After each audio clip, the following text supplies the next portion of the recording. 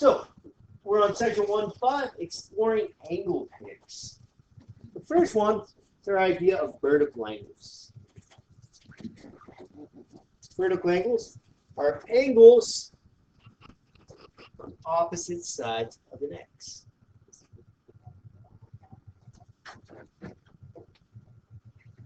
So if I have two intersecting lines, anytime we have two intersecting lines, we create this X. Right? So I label each of these angles. 1, 2, 3, 4. Angles 1 and angle 3 are vertical angles.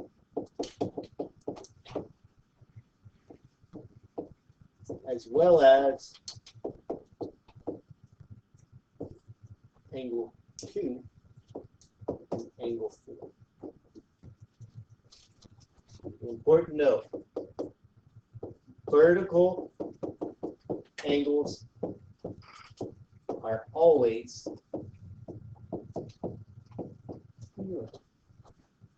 vertical angles are always curved.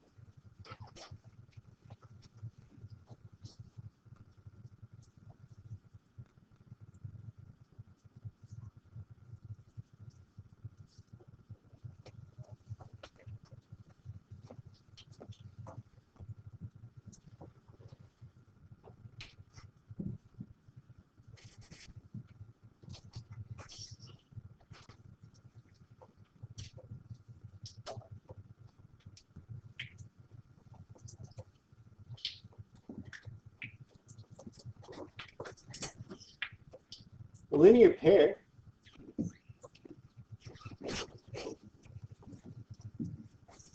we'll see with the mouse if it goes easier. Are two adjacent angles that form a straight line.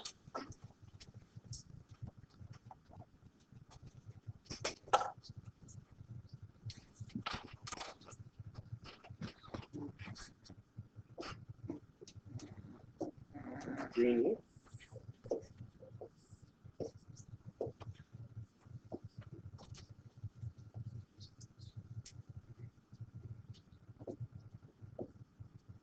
Angles 5 and 6 there form a linear pair.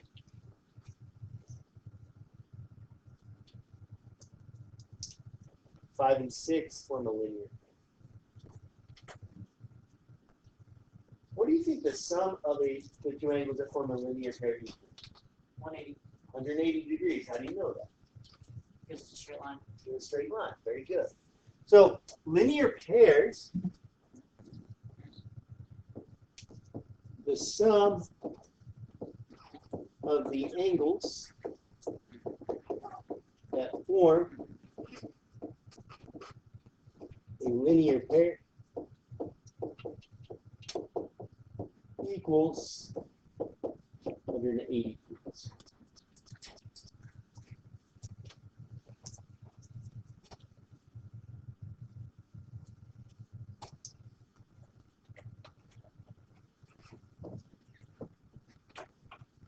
If we see two angles that form a straight line, we know they must sum to equal 180 degrees. So like we were setting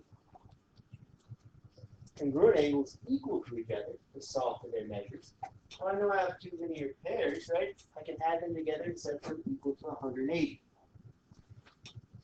Complementary angles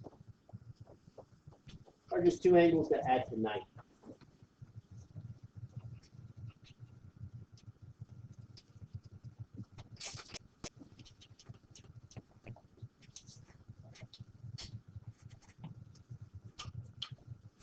And then supplementary angles are two angles that add to 180.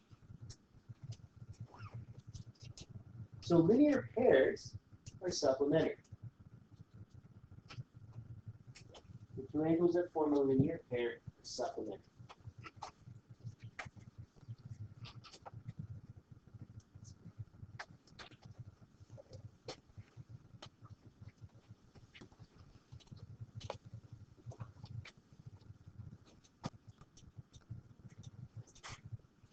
All right, let me go ahead and prove to you or show to you that vertical angles are in fact congruent. So let's go ahead and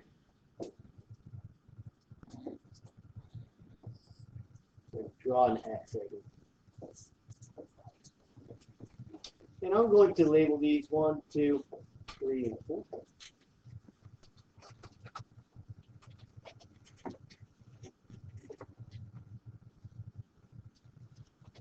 If I look at this, let me go ahead and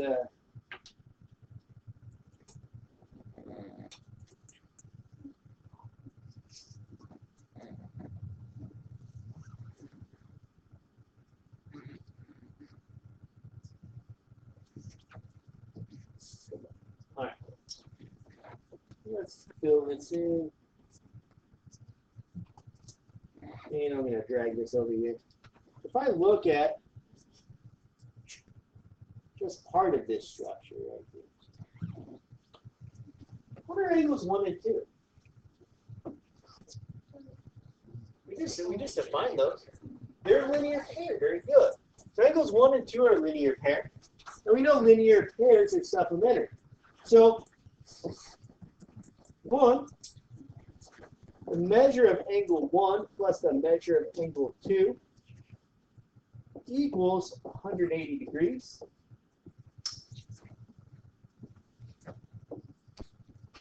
Because they are linear pairs. They are linear pairs.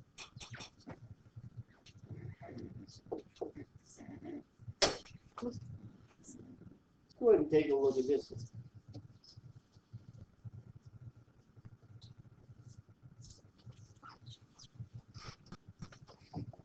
What's the sum of angles 2 and 3?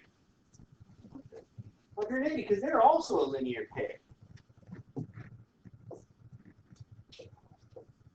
Measure of angle 2 plus the measure of angle 3 equals 180.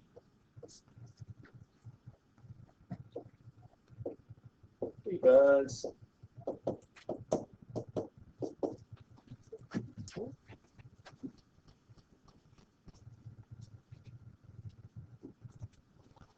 both equal to 180, right?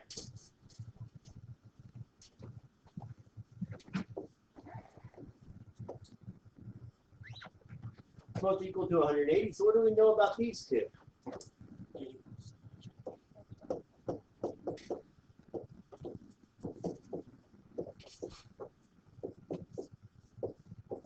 They have to equal each other, right? Two things that are equal to the same thing equal each other.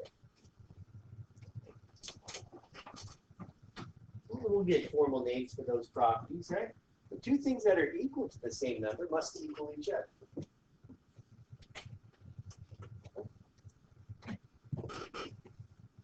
On a real simple sense, right? If x equals 5 and y equals 5, they equal the same thing. X has to equal y, right? Very simple. So the same thing we're doing here. They both equal 180. They have to equal each other. The next thing I'm going to do is I'm going to simply subtract out, because it's the same on both sides, right? What's going to happen to that measured angle 2? Disappears, goes away. So 4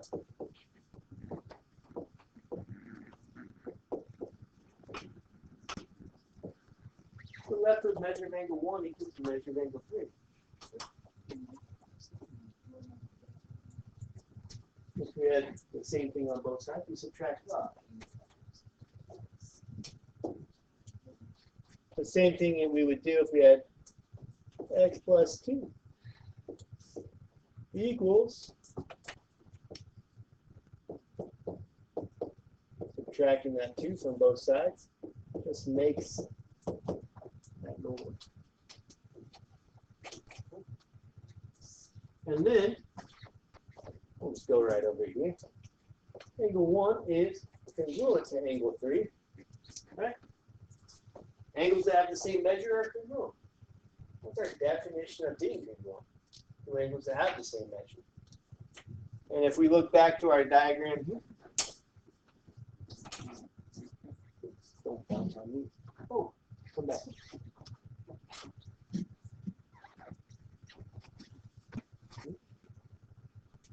1 and 3 are vertical angles, and therefore they're congruent.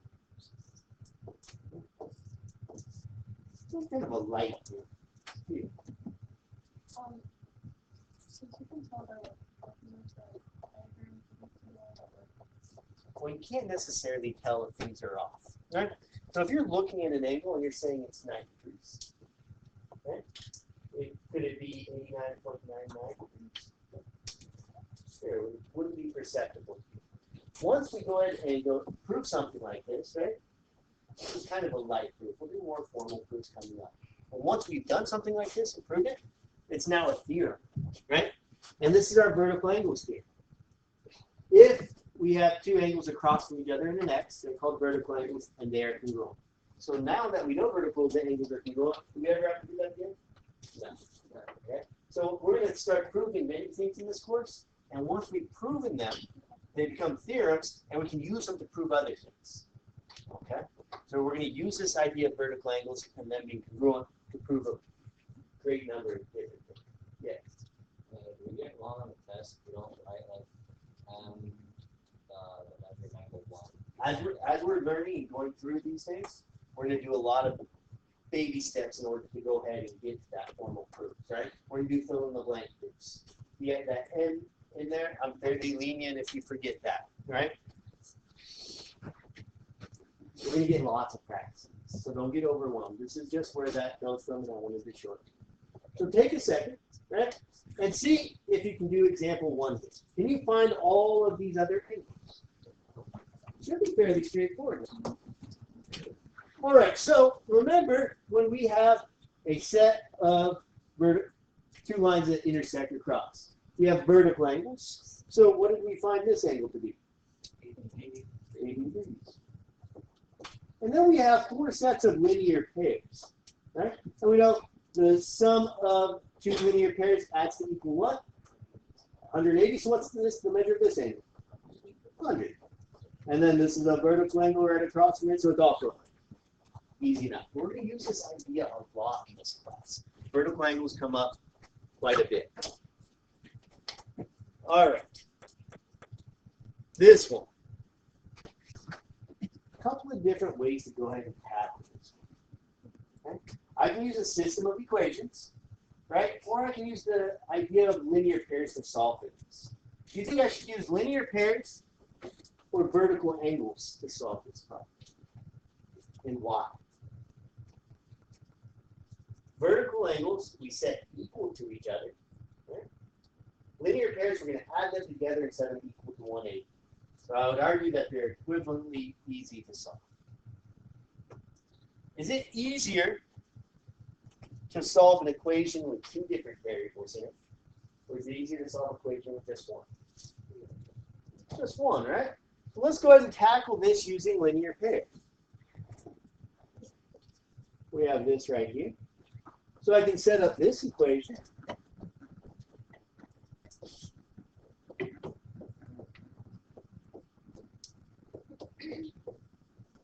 And solve.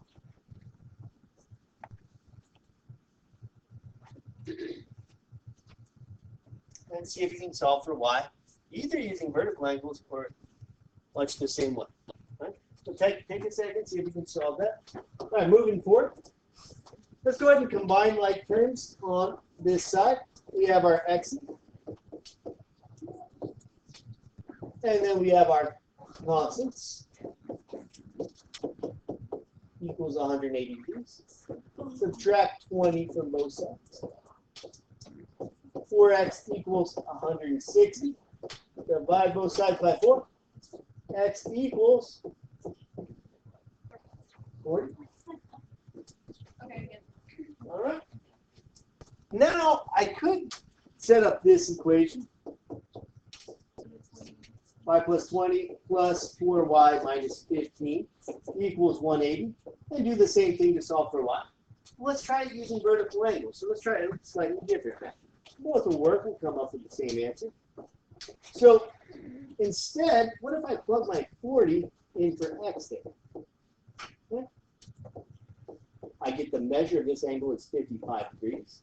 And then since these are vertical angles, I can set those equal to each other. So now, y plus 20 equals 55. Subtract 20 from both sides. Y equals 35. So there's our x and our y. So there's a couple of different ways to solve each of these. Does it matter which way you choose to solve? Not for me. All right. So as long as you're getting that correct answer, I'm fine with that.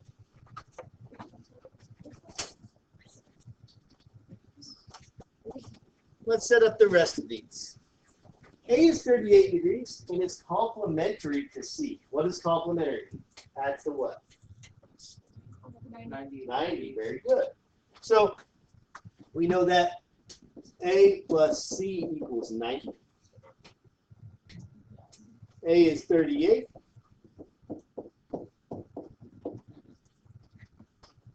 That one fairly easy to solve.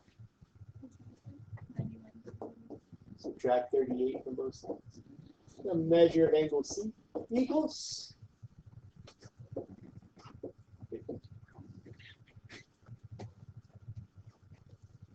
See if you can do B on your own. This time we're talking about supplementary. All right, so our solution to this one, we're going to add these together.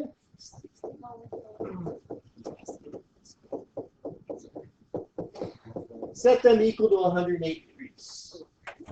Again, combine our like terms. We get 11x minus 18 equals 180.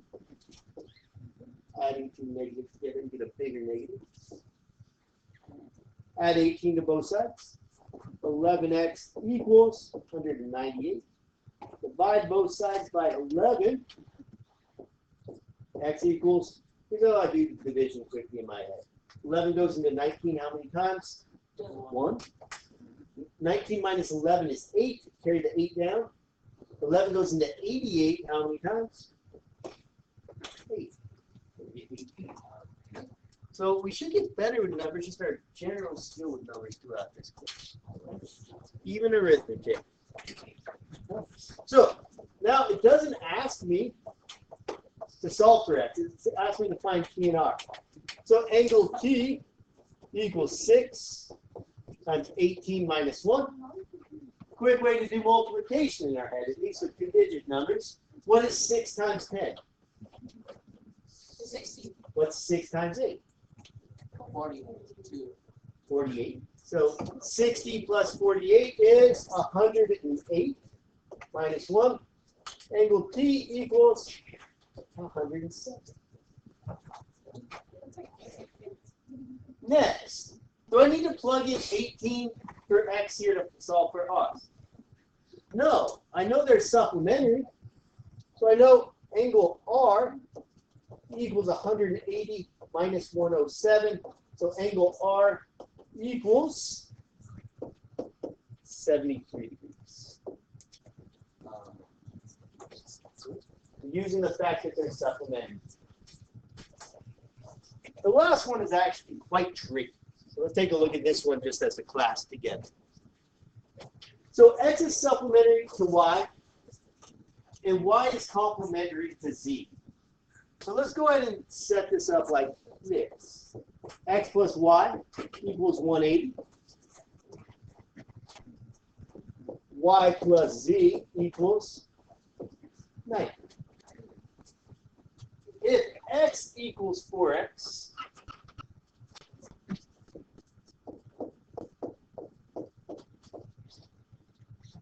so x equals 4x, and y equals 2x plus 18. What is the measure of z?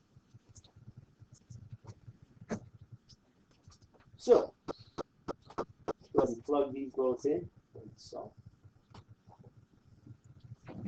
So 4x plus 2x plus 18 is 108.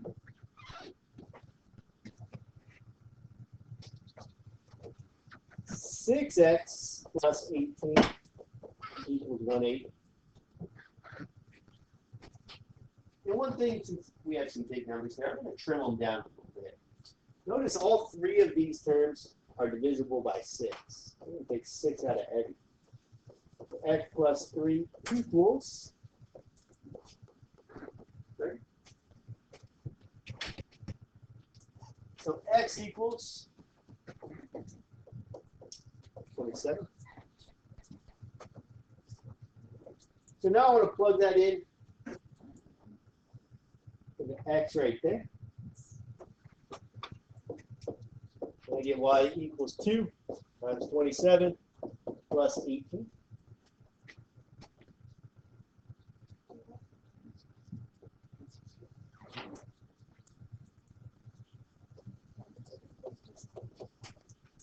So y equals 54 plus 18.